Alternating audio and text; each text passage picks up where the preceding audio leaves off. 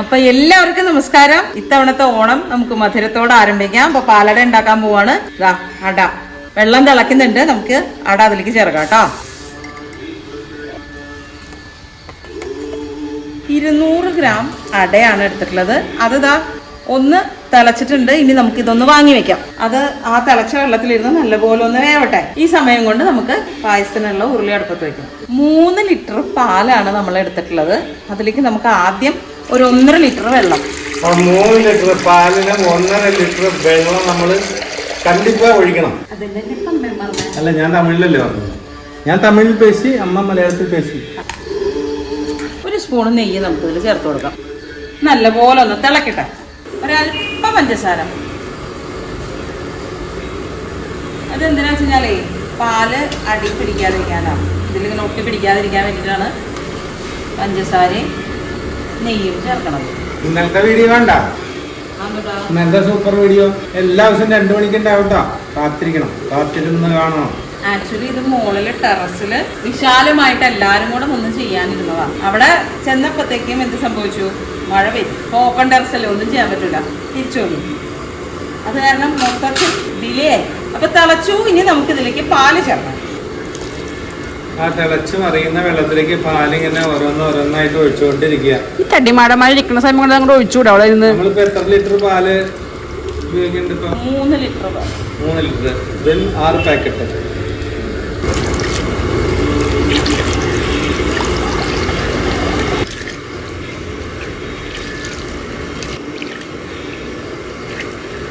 എന്തിനാ വേറെ ആദ്യം വെള്ളം തിളപ്പിക്കണ രഹസ്യം? പാല് ഡയറക്റ്റ് തിളപ്പിക്കാൻ പാടില്ല എന്ന് പറയും. പണ്ട് പറഞ്ഞിരുന്ന പശുവിനെ കറന്ന പാല് അങ്ങനെ തന്നെ അടുപ്പത്ത് വെക്കരുത്, കുറച്ച് വെള്ളം ചേർത്തേ വെക്കാവൂ, പശുവിന് കേടാണ് എന്നൊക്കെ ഇങ്ങനെ പണ്ട് അമ്മൂമ്മയൊക്കെ പറഞ്ഞ് ഞാൻ കേട്ടിട്ടുണ്ട്. ഇപ്പൊ നമ്മൾ പാക്കറ്റ് പാലാണ്. പക്ഷെ എന്നാലും നമ്മളൊരു ശീലം ഉണ്ടല്ലോ, എപ്പോഴും പ്രത്യേകിച്ച് ഉരുളിയിൽ വെക്കുമ്പോൾ ആദ്യം കുറച്ച് വെള്ളം ഒഴിച്ചിട്ട് വേണം പാല് ചേർക്കാന്ന് പറയും. ഇത് മുഴുവൻ കണ്ടാലേ നല്ല ഒറിജിനൽ പാലട. നമ്മുടെ സാമ്പ്രദായികമായിട്ട് പാരമ്പര്യമായിട്ട് ആചാര്യന്മാരുണ്ടാക്കിയിട്ടുള്ള, അതായത് പാലട മിക്സ് മേടിച്ചിട്ട് ഇളക്കണതും മിൽക്ക് മേടി ചേർക്കണതൊന്നുമല്ല. സൂപ്പർ പാലട. ലേറ്റസ്റ്റ് ട്രെൻഡ് എന്താ അറിയോ?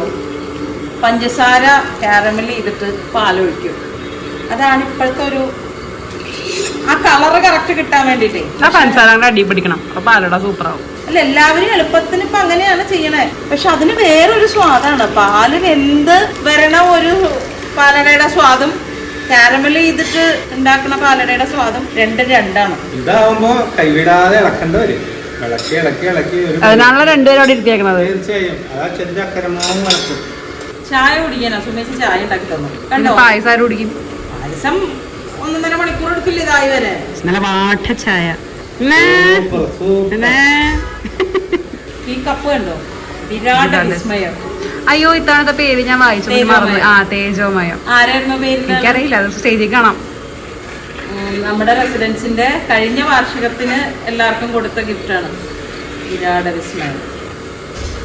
15-ാം തീയതി ഭയങ്കര ആഘോഷങ്ങളാ. അമ്മയുടെ ഡാൻസ് ഒക്കെ ഉണ്ടല്ലോ അമ്മ. ഇവിടെ ഓണത്തിന്റെ പാലട ഇങ്ങനെ റെഡി ആയിക്കൊണ്ടിരിക്കുമ്പോ നമ്മുടെ ബുബ്ബക്കൂട്ടൻ അവിടെ കുളിക്കുക. പാലടയുടെ കളറിൽ വരും ഇപ്പൊ ചുവന്നത്തുടുത്ത്. അർജുന വന്നിട്ട്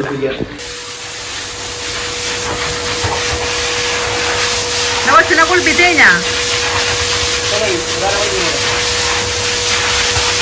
കുളിപ്പിച്ച് കഴിഞ്ഞപ്പം ഉണക്കി രോമൊക്കെ പോയ സ്ഥലം എലിക്കുഞ്ഞിന്റെ വല്ല വരും ഇപ്പൊ. അവനെ കുളിപ്പിച്ച് നഖം വെട്ടി ചെവിയുടെ ഉള്ളിലിട്ട് ക്ലീൻ ചെയ്ത് ചെവിയുടെ ഉള്ളിൽ തോന്നുമ്പോൾ അച്ഛനെ വിളിക്കും. എന്താണ് നിങ്ങൾ കോമ്പ് ചെയ്യുമ്പോ ഉണ്ടാവണ വെള്ളത്തിന്റെ അത്ര ഇല്ല. എന്താണ് ഇവിടെ അറിയാം അച്ഛനും മോനും കൂടെ. അതെല്ലാം കൂടെ കുക്കറിലിട്ടൊന്നും അടിക്കേണ്ട കാര്യമുള്ളൂ. അതിനാണ് ഈ മണിക്കൂറുകൾ ഇരുന്ന്. ചേർന്നാങ്ങലത്തെ ഒരു ആചാര്യനെ ഉണ്ടായിരുന്നു, നമ്മുടെ ശശിച്ചേട്ടൻ. ആകാശിന്റെ 28-നൊക്കെ അതങ്ങനെ ആ പാലട കിട്ടിയ നക്കി പാലട തയ്യാണ്ട് അതേമാതിരി അത് എനിക്ക് അതിന്റെ രഹസ്യങ്ങളൊക്കെ പറഞ്ഞു തന്നായിരുന്നു പുള്ളി.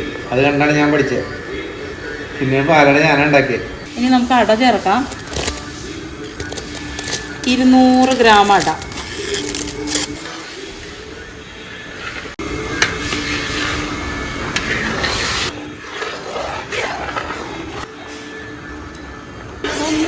ഒരു ശകലവും കൂടെ ഒന്ന് കുറുകി കഴിയുമ്പോൾ നമുക്ക് പഞ്ചസാര ചേർക്കാം. അത് ചേർത്ത് ഇളക്കണേ. പഞ്ചസാര പുതിയ പാക്കറ്റാ, സുമേഷ് അത് കുപ്പിയിലാക്കിയിട്ടില്ല.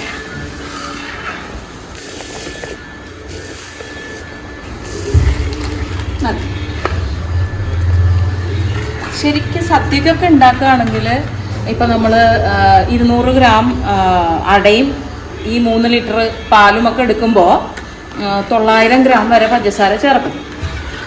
നമുക്ക് പക്ഷെ വീട്ടിൽ കുടിക്കാനല്ലേ, ഒത്തിരി അത്രയും മധുരത്തിൻ്റെ ആവശ്യമില്ല. മട്ടിക്കേണ്ട കാര്യമില്ലല്ലോ, വയറ് നിറച്ച് കഴിക്കട്ടെ കുട്ടികൾ. അപ്പം ഇനി ഇതൊന്ന് തിളയ്ക്കണം, നല്ലപോലെ ഒന്ന് ആവണം. ഇപ്പം ഞാൻ 600 ഗ്രാം പഞ്ചസാരയാണ് ചേർത്തിട്ടുള്ളത്, 3 കപ്പ്. എൻ്റെ 1 കപ്പ് എന്ന് പറഞ്ഞാൽ 200 ഗ്രാമാണ്. 200 ഗ്രാം അട, 3 ലിറ്റർ പാല്, 1.5 ലിറ്റർ വെള്ളം, ഇത്രയും ഈ പാലടയിൽ കയറിയിട്ടുണ്ട്. ഇപ്പം കണ്ടോ, ഇതിങ്ങനെ വെള്ളം പോലെയാവും. എന്നിട്ട് അതൊന്ന് തിളച്ച് ഒന്ന് കുറുകുമ്പോൾ നമുക്ക് ഓഫില്ല. അതുപോലെ പാലിന് ഞാൻ അത്യാവശ്യം ചെറുതായിട്ട് കളറൊക്കെ മാറി വന്നിട്ട് നിങ്ങൾക്ക് ക്യാമറയിൽ എത്രത്തോളം കാണുന്നുണ്ട് എന്ന് എനിക്കറിയില്ല. പാല് വെന്ത ഒരു വാസനയും ഇവിടെ ഉണ്ട്. പാലിൽ നമുക്ക് ഒരു പഞ്ചസാരയുടെ കണ്ടന്റ് ഉണ്ട്, അത് കാരമലായിട്ടാണ് ഇതിന്റെ കളർ മാറുന്നത്. അല്ലാണ്ട് നമ്മൾ ആർട്ടിഫിഷ്യൽ ആയിട്ടുള്ള ഒരു കാര്യങ്ങളും ഇതിൽ ചേർത്തിട്ടില്ല. അങ്ങനെയല്ല, ഇങ്ങനെ തന്നെയാണ് ശരിക്കും പാലട വരേണ്ടത്. അതൊക്കെ നമ്മൾ ഉണക്കലരിയൊക്കെ വെള്ളത്തിലിട്ട് അരച്ച് അത് ഇലയിൽ അണിഞ്ഞ് ഇല ചുരുട്ടി വെള്ളത്തിൽ തിളപ്പിച്ച് വേവിച്ച് അതിനൊരു എന്താ പറയാ, അരിപ്പ പോലത്തെ ഒരു സാധനം ഉണ്ടാവും, അട തള്ളി എന്നാ പറയാ അതിന്. അതിലിട്ട് അത് എന്നാലാണ് ഇങ്ങനെ പൊടി പൊടിയായിട്ട് ഷേപ്പായിട്ടൊക്കെ കിട്ടുള്ളൂ. അത്രയൊന്നും നമുക്ക് ചെയ്യാൻ പറ്റില്ല. അപ്പം നമ്മൾ എന്ത് ചെയ്യും, റെഡിമെയ്ഡ് അട മേടിക്കും, എന്നിട്ട് ഇതുപോലെ ഉണ്ടാക്കും. നമ്മുടെ ഇവിടെ പറവൂര് പാലടക്കാർ ഇഷ്ടം പോലെ ഉണ്ട്, നല്ല പാലട കിട്ടുന്ന സ്ഥലങ്ങളൊക്കെ. പക്ഷെ ഞാൻ ഇവിടെ ഇങ്ങനെ തന്നെയാണ് പാലട ഉണ്ടാക്കുക. പഞ്ചസാര ഉരുക്കി കളർ മാറ്റി അങ്ങനെയൊന്നും ഞാനിവിടെ പാലട ഉണ്ടാക്കാറില്ല. ഇവർ അച്ഛനും മോനും അതിന് സമ്മതിക്കില്ല. ഇവിടെ ഇങ്ങനെ തന്നെ പാലട ഉണ്ടാക്കണം. പരിപ്പാണെങ്കിലും ഇതേപോലെ തന്നെ ഇങ്ങനെ തന്നെ ഇരുന്ന് വരട്ടി അങ്ങനെ തന്നെയാണ് ഉണ്ടാക്കുക. ഓണം വിഷു ഒക്കെ വരുമ്പോൾ ഇപ്പൊ കുറച്ച് നാളായിട്ട് വിഷുവിന് എനിക്ക് സമയം കിട്ടാറില്ല, കാരണം പരിപാടി തിരക്കുള്ള സമയമായിരിക്കും. തലേസവും പിറ്റേസവും അന്നും ഒക്കെ പരിപാടി ഉണ്ടാവും. അപ്പൊ മിക്കവാറും നമുക്ക് കുക്ക് ചെയ്യാനുള്ള സമയം കിട്ടില്ല. അപ്പൊ അതുകൊണ്ട് സദ്യ ഏൽപ്പിക്കലാണ് പതിവ്.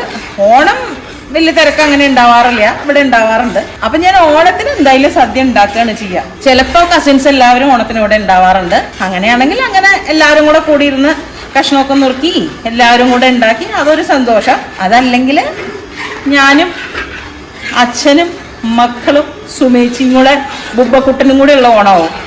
അങ്ങനെയാണെങ്കിൽ അങ്ങനെ അപ്പോഴും ഇവരൊക്കെ കൂടെ ഇരുന്ന് തേങ്ങ ചിരണ്ടിത്തരും, കഷ്ണം നുറുക്കിത്തരും. അപ്പം നമുക്ക് വേഗം വേഗം പണികൾ നടക്കൂലോ. സുമേച്ചി പാത്രം തേക്കുന്ന സെക്ഷനിൽ നിൽക്കും. അപ്പം നമ്മളിങ്ങനെ കുക്ക് ചെയ്ത് അങ്ങോട്ട് പാത്രങ്ങൾ മാറ്റുമ്പോൾ ഞാൻ അങ്ങനെ ഒരുപാട് പാത്രങ്ങൾ ഉപയോഗിക്കുന്ന ഒരാളല്ല. എൻ്റെ ഒരു ഉരുളി വെച്ചിട്ടാണ് ഞാൻ എല്ലാ കൂട്ടാനും വെക്കുക.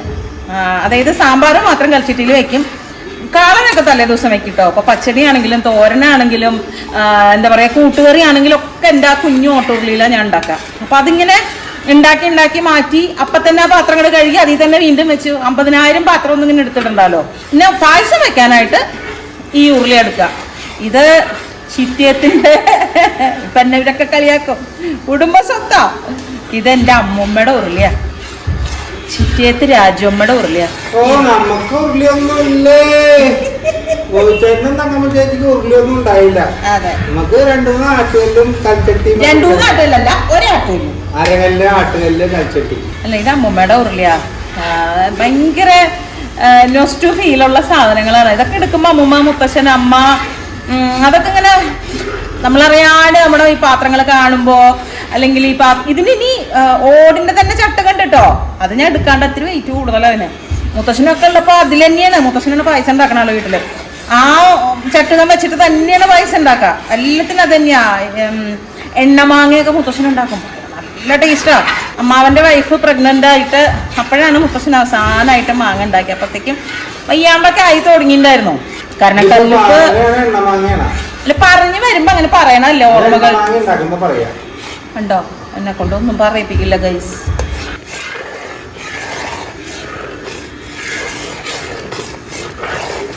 ഏകദേശം 1 മണിക്കൂറിനൊക്കെ മേലെയായില്ലേ കണ്ണേട്ടാ നമ്മൾ ഇരുന്ന് തുടങ്ങിയിട്ട്. ഇതിൽ ഇനി വേറെ ഒന്നും ചെയ്യില്ല കേട്ടോ. ഇങ്ങനെ തന്നെയാണ്. ഇതിൽ ഏലക്കായ പൊടി ചേർക്കില്ല, അല്ലെങ്കിൽ എന്താ കശുവണ്ടി, മുന്തിരി, ആ വക പരിപാടികളില്ല. ഇനി വേണമെങ്കിൽ ചെയ്യാവുന്നത് ഒരല്പം ഉപ്പില്ലാത്ത വെണ്ണ ഇതിന്റെ മുകളിലിടാം, അല്ലെങ്കിൽ 1 സ്പൂൺ നെയ്യ് വേണമെങ്കിൽ ഒഴിച്ചു കൊടുക്കാം. അതിന് 2 കാര്യങ്ങളാ. ഒന്ന്, അതിന്റെ ഒരു വാസന, എപ്പോഴും പായസത്തിന് നെയ്യ് വാസന നല്ലതാണ്. 2, പാട കെട്ടില്ല. പെട്ടെന്ന് പാട കിട്ടില്ല. ഇത്തിരി നെയ്യോ വെണ്ണയോ മുകളിലിട്ട് കൊടുത്താൽ. അപ്പം അതുകൊണ്ട് അങ്ങനെ വേണമെങ്കിൽ അങ്ങനെ ചെയ്യാം. ബട്ടർ എൻ്റെ കയ്യിലുള്ളത് ഉപ്പുള്ള ബട്ടറാ തോന്നുന്നുണ്ട്. അപ്പം അതുകൊണ്ട് ഞാൻ ചിലപ്പോൾ ഒരു ഇത്തിരി നെയ്യ് ഇങ്ങനെ മുകളിൽ ഒഴിച്ച് കൊടുക്കലേ ഉണ്ടാവുള്ളൂ. ഇനി കുറുകണ്ട, ഓഫ് ചെയ്തു. ഈ പാത്രച്ചൂട് എന്ന് പറയുന്ന ഒരു സാധനം ഉണ്ടല്ലോ, ഉരുളിക്ക് കൽച്ചട്ടിക്കൊക്കെയാണ് അത് പറയാ. അപ്പോ അതും കൂടെ ആവുമ്പോ കറക്റ്റ് ആവും. ബട്ടർ സോൾട്ടിയാണ് എൻ്റെ കയ്യിലിരിക്കുന്നത്. അപ്പൊ ഞാൻ എന്ത് വിചാരിച്ചു, ഇത്തിരി നെയ്യ് നമുക്ക് ചേർത്ത് കൊടുക്കാം. ഒരുപാട് നെയ്യൊന്നുമല്ല കേട്ടോ. ആദ്യം നമ്മൾ 1 സ്പൂണ് നെയ്യ് ചേർത്തിട്ടുണ്ട്, ഇപ്പോൾ 1/2 സ്പൂണ് ചേർത്തിട്ടുണ്ട്. ഇത്രയും നെയ്യ് ഇതിൽ ചേർന്നിട്ടുള്ളൂ. നോക്കൂ, നല്ല അടിപൊളി പാലട റെഡി. ആഹാ, നല്ല വാസന വരുന്നു. പാലട ഇങ്ങനെ തിളച്ച മറിയുന്നതിന്റെ വാസന. അപ്പൊ 1-ാം അധ്യായം ഓണത്തിന്റെ സിമ്പിളായിട്ട്, അതായത് സമയം കുറച്ചെടുക്കും, ക്ഷമ വേണം നല്ലപോലെ. ഇരുന്ന് ക്ഷമയോടുകൂടി ചെയ്യേണ്ട ഒരു കാര്യമാണ്. പക്ഷെ വളരെ നമുക്ക് എന്താ പറയാ, നമ്മൾ കഷ്ടപ്പെട്ട് നമ്മുടെ കൈ കൊണ്ട് ഒരു സാധനം ഉണ്ടാക്കി കൊടുത്തിട്ട് അവരത് കഴിച്ച് നന്നായി എന്ന് പറയുമ്പോൾ നമുക്ക് കിട്ടുന്ന ഒരു സന്തോഷമില്ല, അത് നിസ്സാരമല്ല. അപ്പൊ നിങ്ങൾ വിചാരിക്കും ഇതൊക്കെ കൂടി ആ കുക്കറിലിട്ട